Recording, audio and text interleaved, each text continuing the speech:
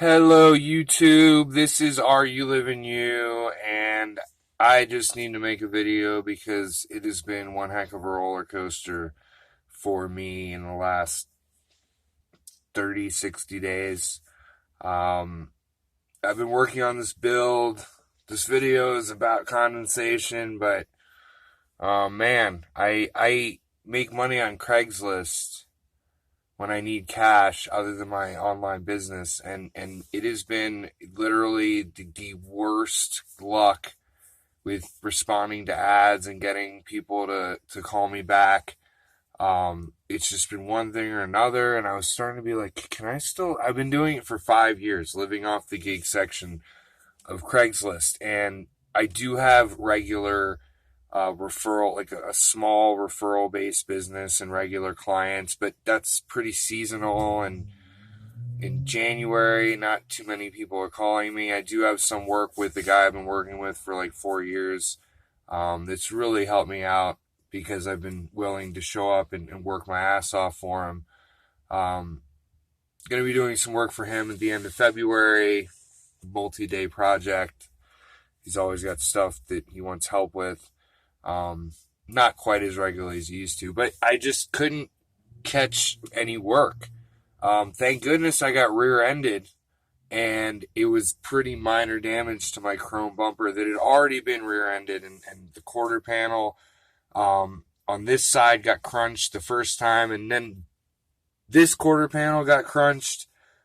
This time the accident kind of got repeated, but it wasn't as bad as when I had bought the vehicle initially. The original damage that was done was the same accident, being rear-ended. And actually the back of the floor panel is slightly dimpled a little bit, and the seams are separated up from the inside framing to the skin. But this wasn't as bad as the original accident that I have no idea when that happened, sometime in the life of this vehicle before I got it. And Geico handed me a check for $1,960. And I mean, basically, the bumper was probably just bent back into place prior to me getting rear-ended again and having the bumper bend down again. So really all I need to do is figure out how to get the bumper bent up again, and it'll basically look fine. But if I hadn't gotten rear-ended the first week of December, I wouldn't have gotten that check, and I didn't work. I worked like 3 days between December 15th and January 15th, and I didn't start working again until like the 20th of January. But all that's over. I'm finally getting responses to ads again. It is the slowest time of the year to be doing labor, construction help, project help, landscaping type work. And hopefully I won't be doing it for too much longer because I'm going to be 40 this year, and it's kind of getting old to do this kind of work for other people. I'll do it for myself on my own land, and I am intending to be buying a few acres this spring, private financing, that I'll drop a trailer on it or a tough shed, to have water collection, build a cistern, and grow huge marijuana plants, hopefully by this fall. I don't know if I'll get much of the structure going beyond something to grow inside of that encloses it.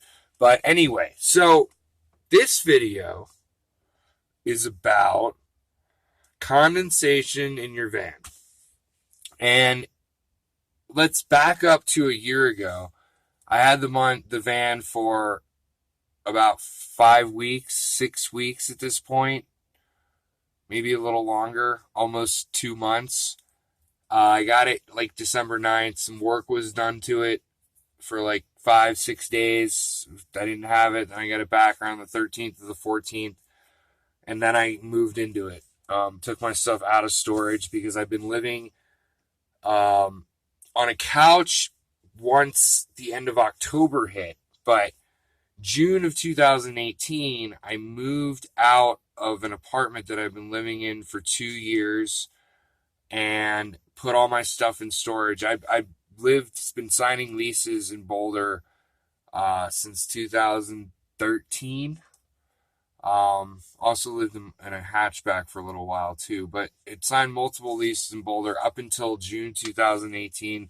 Told my roommate 30, 60 days prior that I wasn't going to be renewing the lease. We had a good relationship, but I fell in love with van life. I had an online business that was doing better at the time, and I thought was going to go that way, but it kind of went that way. Still makes me want to go while I sleep, but it's not quite enough to live off of. And was sleeping in a hammock, put all my stuff in storage in June, and slept in a hammock until the end of October. And that's kind of when I started this channel, when I got the van in early December and finished my last regular job, but I still obviously make cash money on Craigslist. 20 hours a week. So a year ago, I was every morning at 8:30, 8 to 8:30, when the sun would break the horizon and come over like rooftops and trees, and it would hit the roof of this van.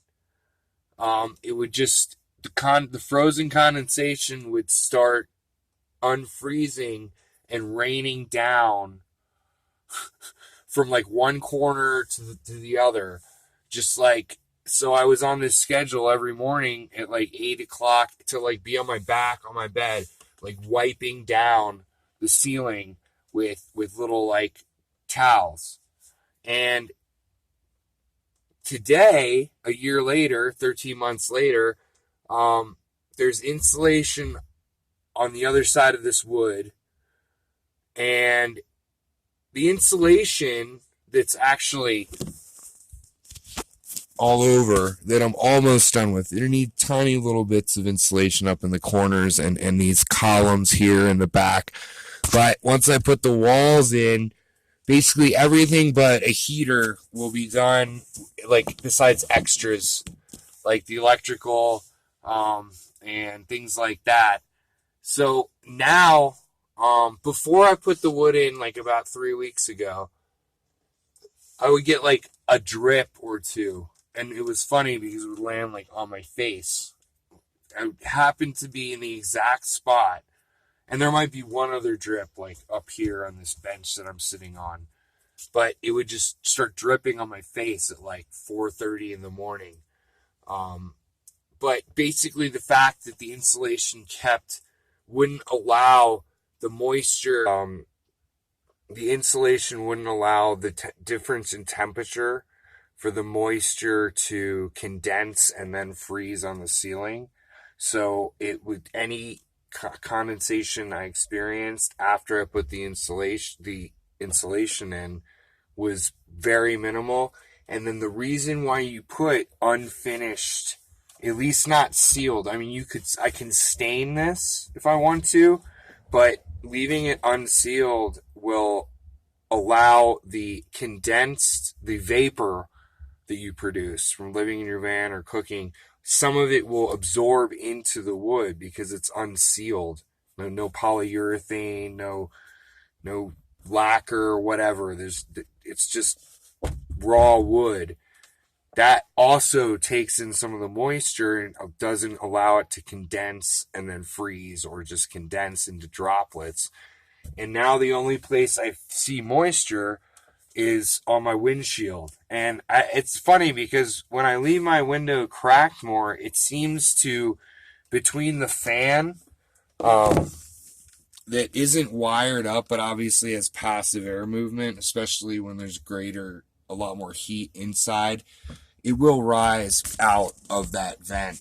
But it seems when I actually leave the window with the lower or larger opening, that is where more moisture collects on that side of my windshield, because this window will be closed and it's collecting over there. So I think it's something to do with like an eddy in the airflow that's getting caught up by the open window. So I'm wondering if it's just better, I haven't really fully done the experiment, to just close my front windows and let the air be sucked in from the cracks in the floor and the door, the side doors and the rear door.